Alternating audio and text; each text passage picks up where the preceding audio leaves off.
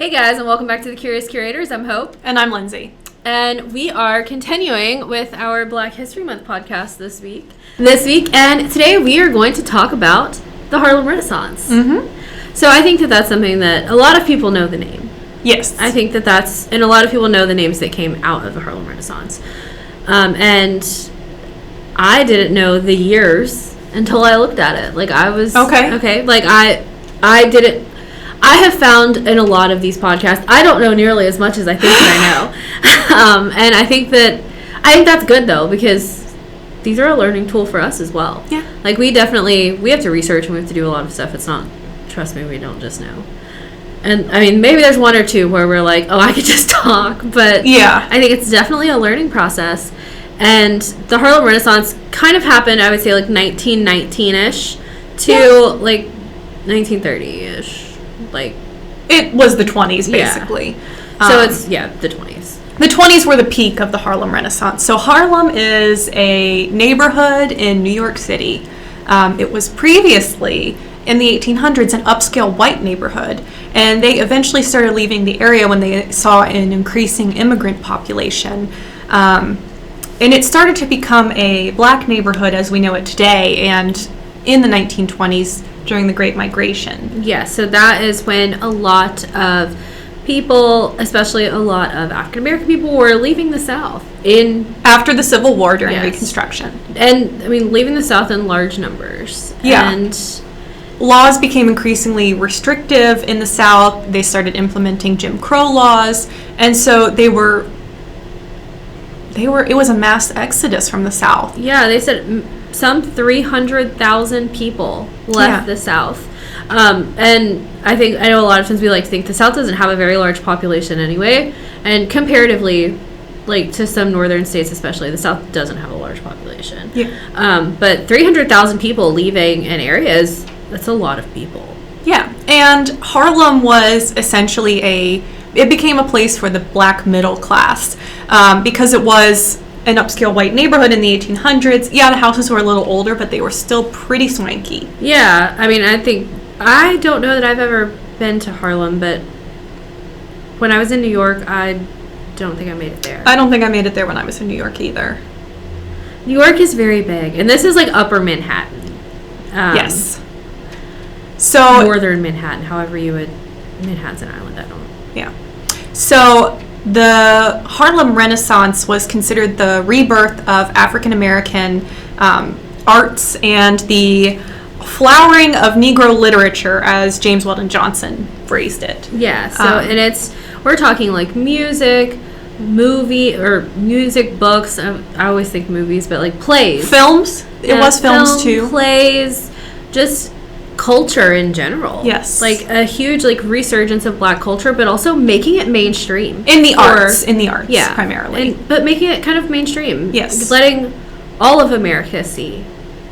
And that's great, honestly, because some of those people, I think one of the most well-known people that came out of the Harlem, Langston Hughes. Everyone knows the name Langston Hughes. There's probably other names that everyone knows as well, but I definitely think that, like, if you've heard of Langston Hughes, you know something about you should know something about the Harlem Renaissance. Yeah, so Langston Hughes was a poet, a novelist, and he aimed to depict the black lives of people of lower socioeconomic status instead of middle-class blacks, which was something that a lot of people in the Harlem Renaissance, they were trying to prove to the whites that they were equal and middle class, and so he kind of rejected this notion of having to present their blackness by a white man's rubric. Right. To have to present themselves as equal based on a white man's rubric, and he was actually a communist. I love when it's like, you're a communist. But communist. Did McCarthy have a vendetta against Langston Hughes? I'm sure he did. I'm sure everybody. McCarthy had a vendetta against everyone. But he was one of the minority who wanted to choose to depict those of lower socioeconomic status and try to show the beauty and equality of them. And here's one of his poems, if you just wanted to hear some of his work. It's really short. The night is beautiful, so the faces of my people. The stars are beautiful, so the eyes of my people. Beautiful also is the sun. Beautiful also are the souls of my people. And that was in 1923. So it was pretty early on. Yes. And he's one of the, like you said, one of the most famous and most notable that we hear of. Yeah, like names that have endured. But there were so many people, even the ones that we don't even, like, there's so many people that were doing this. It was just this huge movement, and it was like an intellectual revival, which is why it's called a Renaissance, just like the Renaissance period, right? However many in Italy and certain parts of Europe, which is, it's this intellectual and artistic and cultural revival that's happening, and and Harlem was the perfect place for this to happen. It seemed like it just and Harlem. So African American art obviously existed before this movement, but Harlem was basically what centralized it, and created a geographical hub. Essentially, it created one area where the new innovations of the early 20th century, like film and radio, were able to cast a broader stage for African American works and getting white interest, because now you can hear them on the radio. Now you can see them in silent films. So you actually were able to put African American arts on a broader stage, to a wider audience. And I think that New York has been just historically, New York is a place where you can go and make it. New York, California, those are places where you can kind of go and make it. I'm not personally sure like what New York was like just as a general thing back then. I'm not sure if it was a place where people, I want to be in plays, I want to be in movies, I want to make music, like go to New York City. I don't know if it was like that back then, but at least for African Americans in the 1920s it was. Yeah. And New York's a huge city. There's so much in New York. There was just so much that could happen in New York. I think that, I don't know what I'm trying to say here, just that New York is a large city and it was the perfect place. I'm gonna cut that out because I'm just like, New York is big. I hate myself. So this was also not just a result of people moving out of this neighborhood and the Great Migration, but African American arts really began flourishing in the late 1910s after World War I, because Black veterans who fought for their country were coming home and still being treated terribly. Yeah, and that's an enduring, that happened after World War II as well. Yeah, and they served their country. They put down their lives for their country, and they were treated horribly. Like trash. It was, which is absolutely ridiculous because they sacrificed so much and it didn't matter. And they were still being portrayed in minstrel shows with blackface. And that was like wartime entertainment. Yeah. I was reading something, and it's historical fiction, but it was about how they even had overseas, they had separate like YMCA organizations on the same base that would be within walking distance of one another for like Black performers and white performers, and Black soldiers and white soldiers. And white soldiers were often extremely terrible and extremely racist on bases and everything else, and they let it happen. And there were a lot of depictions, like we've talked, I think, previously about The Birth of a Nation, which had villains portrayed by white men in blackface who were raping white women or attempting to. And basically being shown as animals, and African Americans began to fight against this. And I think their treatment during World War II and coming back to this still, where they got no respect. No benefits, no VA benefits, no housing. And then being mistreated through the media, they were able to finally fight back through the media because it became accessible to everyone, like the radio, like silent film. Right. So they were able to actually portray the complex emotions of any human, but through the Black experience, without minstrel shows in blackface.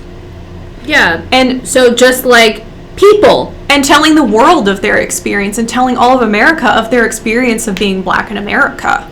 Yeah, and this is like from slavery and on. Like, Yeah. they used a lot of the things that I wrote this down and I just keep turning my pages.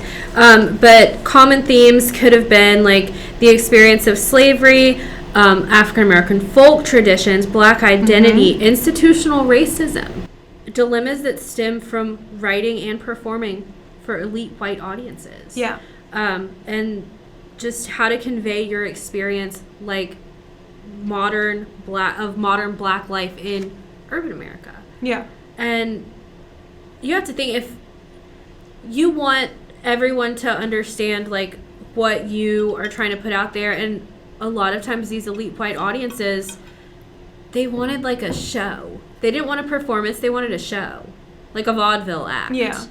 And I cannot imagine being a performer, and just that frustration that you must have felt was probably astronomical. Like, it drives me crazy. It drives me crazy to think about it, but so I can't imagine what other people were thinking. But I did read a little bit about things that I actually clearly didn't know. There was a man named Hubert Harrison, and he is called the father of Harlem Radicalism. Okay. And he actually founded the Liberty League, which was an organization, and then a newspaper called The Voice. And it was the first like organization of the new Negro movement. Mm-hmm. So this was a political stuff, but it actually emphasized the arts. Yeah. So things like that, newspapers, like groups that you were able to be a part of that were telling you that like what you're doing is, yes, like put out your art. Yes, you have a voice too. And I think that that's great. Because without things like that, I think it would have been so much harder to get, like you said, with the radio and everything else, it would have been so much harder to get all that stuff out to a large audience. And I think one of the first things that really interested white audiences with black culture is jazz. Oh, jazz. And jazz is so very enduring. Like, jazz is great. Jazz is enduring. Like, yeah. I'll listen to jazz from the 1920s like that, you know? And Lindsay taught me something the other day that I was like, well, I'm shocked. Louis Armstrong. Louis Armstrong pronounced his name Louis. Like, what?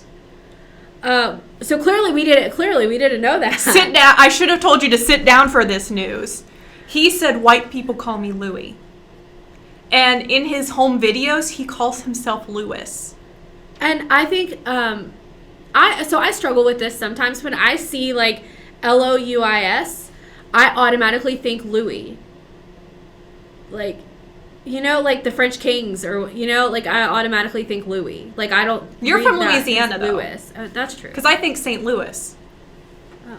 I heard a Brit pronounce it St. Louis, and I almost fell out of my chair. There's that movie, Meet Me in St. Louis, where they call it St. Louis, and I thought that was the strangest thing in the world, because I was like, what? Why would you? But that's so interesting, because I always think Louis. But she is right. I am from Louisiana. I'm from the Midwest. Have weird, like nothing actually ends with an S noise. Like everything ends with a but yeah, E Louis, or an O. Louis Armstrong, for those of you who don't know and have been living under a rock, was a jazz musician. He was a trumpeter.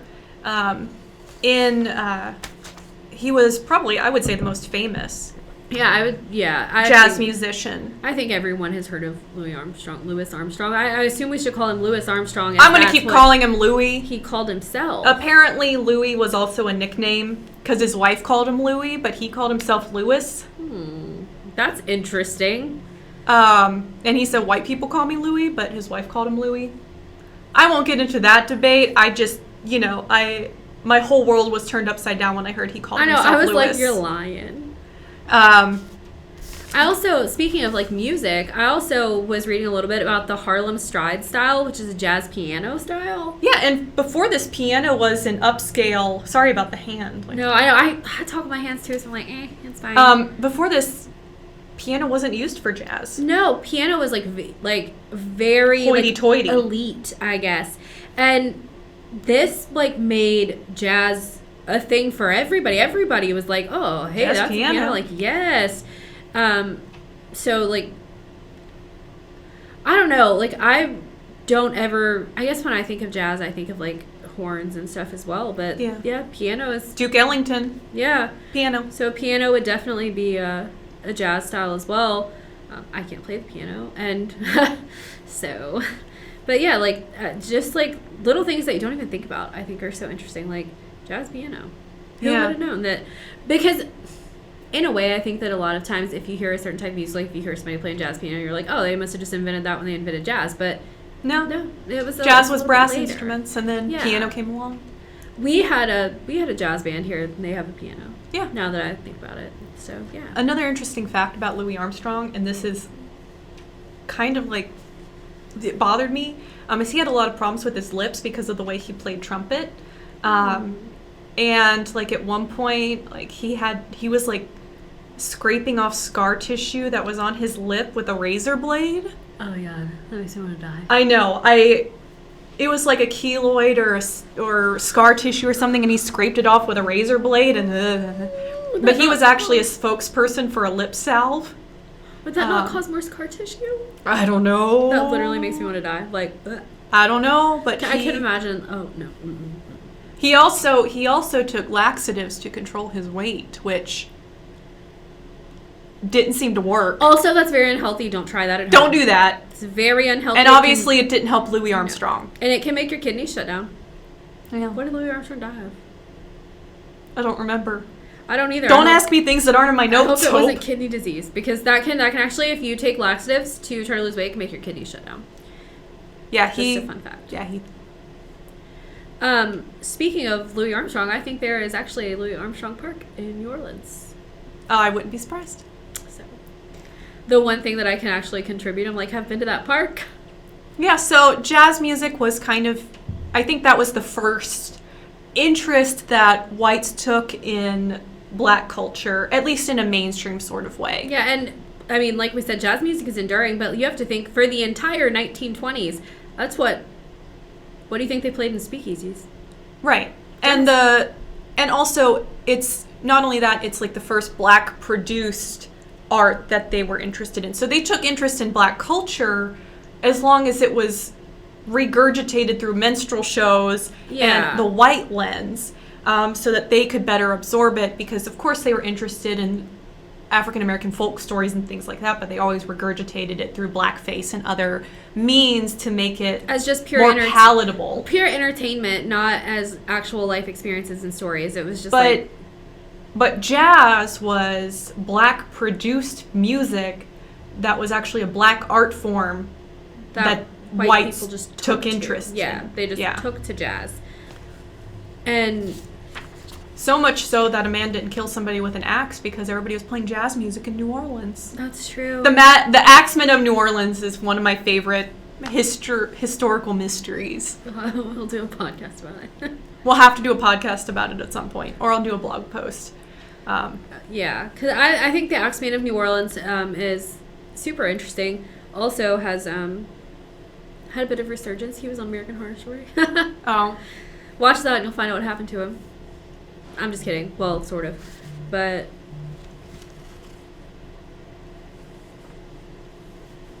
Alexandria phone number.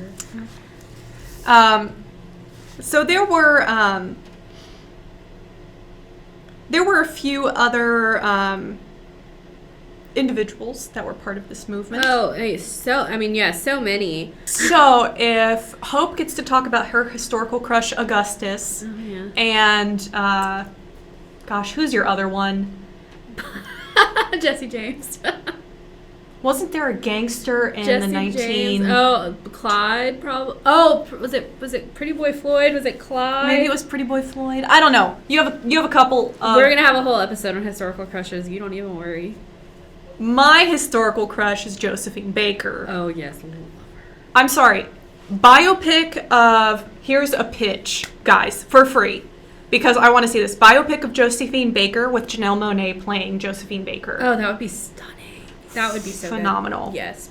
I agree with that. That would be very good. 10 out of 10. If you don't know who Josephine Baker is, I don't want to be your friend. If you don't know who Josephine Baker is, why don't you pause this and Google it right quick, and we'll be back here when you're done. One of the most iconic looks of the 1920s with her banana skirt. Yeah. She had like was it a leopard or a cheetah? I can't remember. They look similar. I think it might have been a Spotted cheetah. cat. Yeah. Big cat, big spotted cat. And she was an American who actually immigrated to France. Yes. Because she loved France and America was so segregated. But she was a figure in the Harlem Renaissance for a bit, and she moved over to Paris. But Paris was kind of a secondary location for this resurgence for basically the Francophone world, for the African colonies that were French-speaking, for the Caribbean colonies that were French-speaking. Yeah. Paris was also like the second hub of this African movement, this black art movement. Yeah. But something interesting that I came across, Henry Louis Gates Jr. wrote, "The Harlem Renaissance was surely as gay as it was black." Josephine Baker was bisexual, by the way. Queen. And which everyone just tends to ignore, I think. Yeah. Well, she did. I think she got married and she adopted a lot of kids. Girl. But so the gay community was somewhat more accepted in Harlem than the rest. Now, some of the people in Harlem, the conservatives, did not like that because they thought it made them seem more depraved and that it showed that black women were more loose than white women and that it was fueling the racist sentiments of conservative whites, and it would mean that they wouldn't be accepted by conservative whites. Some people, a minority, well, I don't want to say a minority, but some people held that view. But in general, the LGBT community was more accepted. You had this, basically everybody. Alice Dunbar Nelson and the mother of blues, Ma Rainey, both had relationships with women. Bessie Smith had relationships with women, and she also used the blues to express her interest in women. And Bessie Smith is a Chattanooga native. Blues singer Gladys Bentley, she owned something called the Clam House, which was basically a gay nightclub. And she would cross-dress and do shows for it. There was an annual drag ball at the Hamilton Lodge in Harlem. There was, you had County Cullen, who was a major poet. He was believed to be gay but closeted. And Elaine Locke, who is known as the dean of the Harlem Renaissance, who was also gay, encouraged County Cullen to write about his experience as a black gay man. And apparently he also was romantically linked to, I believe his name was Harold Jackman, the most handsome man in all of Harlem. But Conte Cullen, let's see. Here's a poem from County Cullen. I call him Conte in my head, but I looked it up and it's actually County. Okay. He was a poet, a novelist, and a playwright. He had a master's in English from Harvard. And he wrote, one of the shorter poems that he wrote is, "What is Africa to me? Copper sun or scarlet sea? Jungle star or jungle track? Strong bronze men or regal black? Women from whose loins I sprang when the birds of Eden sang. 3 centuries removed from the scenes of his fathers loved. Spicy grove, cinnamon tree, what is Africa to me?" And that's from Heritage. And even Dr. King said, "We're going to let our children know that the only philosophers that lived were not Plato and Aristotle, but W.E.B. Du Bois and Elaine Locke came through the universe." And Elaine Locke was County Cullen's mentor, essentially. Okay. And Elaine Locke was a philosopher, essentially. Like I said, the dean of the Harlem Renaissance. Yeah. I love, like, the names, like, the this of the Harlem Renaissance. Yeah, because there are a couple. There's, you know, the dean, there was the... I mentioned one earlier. The father, the mother. Yeah, like, I enjoy that because I'm like, yeah, so we just get to see, like, the hierarchy. So I was looking a little bit into, like, how politics did become, like, a part of all of this stuff. Yeah. We're clearly not going to have a, like, large political discussion. I just wanted to mention Marcus Garvey. So he was a black nationalist leader of the Pan-Africanism movement. Okay. And he was actually born in Jamaica, but he moved to Harlem and then started publishing a newspaper called Negro World. So that started being published in 1918. He also owned a shipping line, the Black Star Line. Okay. So if you remember, Titanic is the White Star Line. White Star Line. He established trade between Africans in America, the Caribbean, South and Central America, Canada, and Africa. Like the whole world, basically. Except for Asia. Like the rest of the world, he did. And he also founded the Universal Negro Improvement Association, or UNIA, because we love acronyms. And he advocated for separate but equal status for persons of African ancestry, with the goal of establishing black states all around the world. And he was famously at odds with W.E.B. Du Bois. Du Bois? I think you actually say the S. Du Bois. That's how my professor in college said it, but I think I say it like you would say it in Louisiana. There's no S. It's not a real word. But I think my professor in college said Du Bois. Okay, so W.B. Du Bois. If we say that wrong, talk to my professor.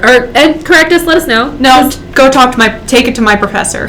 So he called him, like W.B. Du Bois called him, the most dangerous enemy of the Negro race in America. Wow. But what I thought was really interesting, I mentioned J. Edgar Hoover earlier.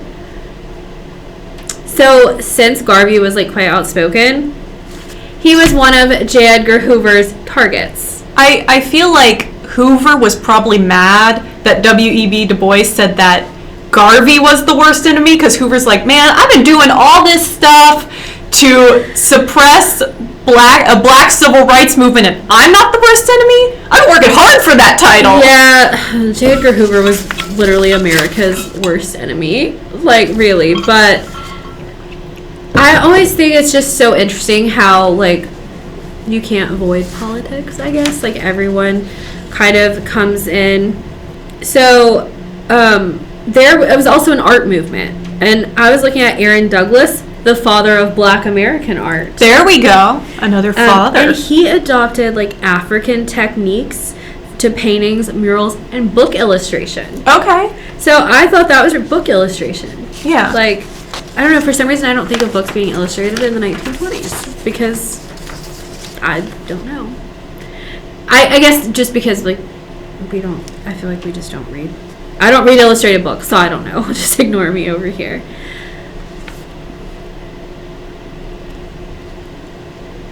My notes are a mess. That's okay, mine are a mess too. But yes, so much was going on during the Harlem Renaissance, and I think that it helped to build on what would become the civil rights movement. Yeah. So this ends about in the 30s. We're with the Great Depression, or probably like 29 with the Great Depression. Yeah, if we're talking about the end, I mean, it makes basically any art form kind of went away with the Great Depression, because you couldn't spend your time doing that anymore.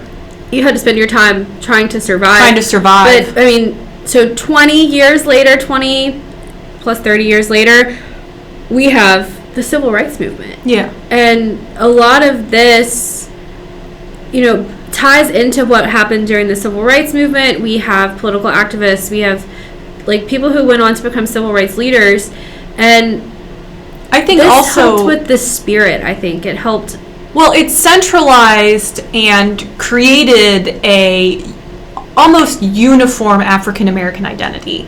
Yeah, that could be shared with the world. Yes, it was a shared identity, is a great word. Yeah. They created a shared African American identity that brought African Americans together instead of being in these pockets where they could feel not only that they had a shared identity with others, but they could take pride in it as well for their creations and their art and their intellectualism. It became a community. Yeah. Not just scattered people trying to do things all over the country or even the world, if we're thinking people are all over the world. It was a community of like-minded souls, if you will. I like to throw the word soul in there sometimes just because I'm like, my soul is dead, but others aren't. But I think it also was kind of probably a little bit cosmopolitan. Maybe they're in a city. They're in New York City. I feel like. Oh yeah. I'm sure that a lot of things happen in rural America, but this is like a quite cosmopolitan movement. They're in a big city. And people moved from these rural. Bessie Smith went to Harlem from Chattanooga. Right. Louis Armstrong. Yeah. Josephine Baker, she hit up the Harlem Renaissance before she whisked off to Paris. Right? Talk about a change. Like, if you think New York is cosmopolitan, like, Paris is. Yeah. Paris is definitely cosmopolitan. I'm just kind of bitter that she went off to Paris because I love her. Yeah, well, I mean, you do you, girl. Oh, I was like, well, you could go to Paris, too. Lindsay's in Paris because she followed Josephine Baker there. I can't go to Paris, Hope. We're in a pandemic. That's true. That's true. You can't go anywhere. Josephine, come back. She's still alive? No. Oh, okay, I was like, wait. Is she buried in Paris? I think so. Père Lachaise? I didn't actually look up when she died or where she was buried. I feel like everyone in Paris is buried in Père Lachaise. Which that's not true at all. But I just, anyway, back to the Harlem Renaissance and not Paris. So the 1920s were fantastic. Well, they were the Roaring Twenties. And as we mentioned in every podcast where we mention the 1920s, the stock market crashed in 1929. And the stock market crash ended a lot of things. Mm-hmm. And we're definitely not trying to say that, like, there weren't poets and writers and artists. Oh no, and a lot of these people continued on until the end of their lives, contributing their work and their thoughts to the world. Yeah, but it's just people were trying to survive. Yeah, and even if these artists continued, like Langston Hughes, I think Zora Neale Hurston as well, continued producing art and writings. The problem was people didn't have room to care as much anymore. Yeah, and people were trying to buy feed themselves. Yeah. Like it was, you didn't have leisure for a lot of people anymore, and a lot of times it was the lower socioeconomic classes that bore the burden, and a lot of Black America was in the lower socioeconomic class. Right, and then you also have Prohibition ended in 1933 as well, mm-hmm. So any kind of speakeasies that were still running, clubs and everything else, like underground clubs, of course, would have no longer been necessary either. Yeah. So if you were playing like jazz music in an underground club or you're doing anything like that, like it's no longer necessary because now white patrons are no longer need to come because Prohibition isn't a thing anymore, and also like. And speakeasies were actually pretty integrated. Yeah, because everyone was in the same boat. They were all breaking the law. Yeah. So there's definitely like a.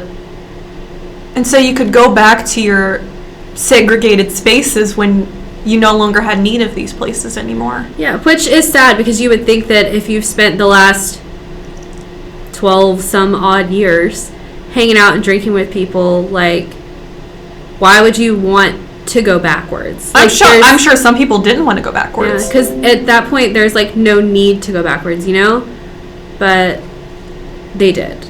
People did. And then in 1935, a lot of those big, like the really big, important, popular residents had moved mm-hmm. because they were trying to find work. And then they were replaced by a continuous flow of people that were moving up from the South. Yeah. And there was actually a race riot in Harlem in 1935.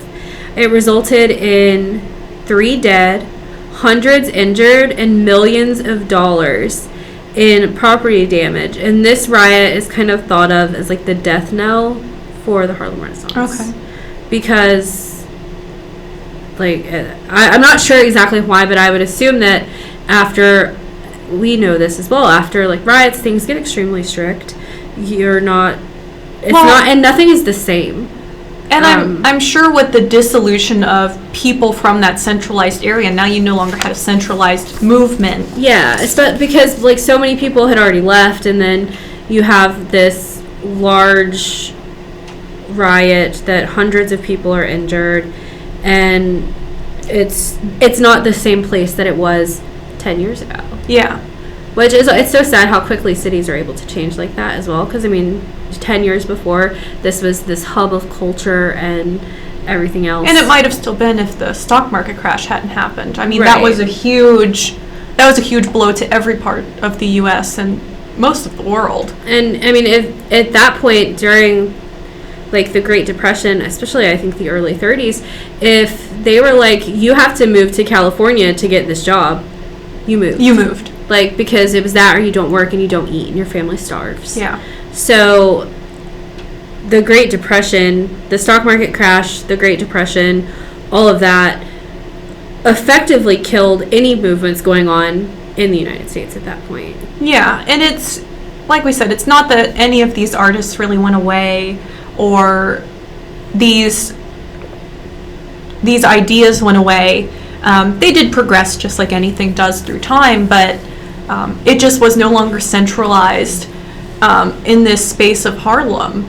Yeah, and when you're more spread out, it takes longer for things to and the interest happen. just wasn't, it just kind of dissolved because what am I going to feed my family tonight? Yeah, like It's not a Langston Hughes poem. Yeah, like you writing a poem and like having it published and then like someone buying it. Very few people can afford to just They're not necessities anymore. Up and buy books when they need milk for their babies and stuff like that. So, like a lot of other things, we can credit the stock market crash and the Great Depression for ending the Harlem Renaissance. And there were a lot of other societal things going on at the time. I know Jim Crow laws got increasingly restrictive over time. True. So that there would be less mixing of the races, not necessarily in New York City, but in other spaces. Yeah. And so less exposure for white people to have towards black culture. And then Prohibition ended, as you said, which ends more integration. And white patronage was a big part of getting the Harlem Renaissance started, because during this time it was so restrictive on blacks that they kind of needed a white intermediary, to get properties or to make things happen. Yeah. Because black people, those barriers had not been broken yet, so they would work through white allies and white patrons who were sort of an intermediary to make certain things happen that black people could not make happen on their own. Right. And so you end up losing some of these wealthy patrons just from the stock market crash, but the increased separation and the loss of interest of white patronage. If they can no longer hear black jazz music, they're going to create their own white jazz music. Right. They're going to take the idea and just go. And separate themselves. Yeah, and then, of course, you have World War II, and it was really after World War II that a lot of the ideas that came out of the Harlem Renaissance built to form the Civil Rights Movement. I think a lot of people were probably mad about the treatment again of black veterans after. Definitely. And then, the 1950s is really the start of the Civil Rights Movement. And it it got very big in the 1960s. Well, they're telling you to have national pride. How can you have pride in your nation when they won't have pride in you? Exactly. And it was, it was absolutely terrible after World War II, just like it was after World War I. So, like, the Harlem Renaissance built the foundation of the Civil Rights Movement and all of that was going to come later. So, like, we can't say just how important this movement was. Yeah. Would you like to add anything else? No, I think that sums it up pretty well. All right, guys, that is all we have for you today, and we'll be back next week. Bye, guys. Bye.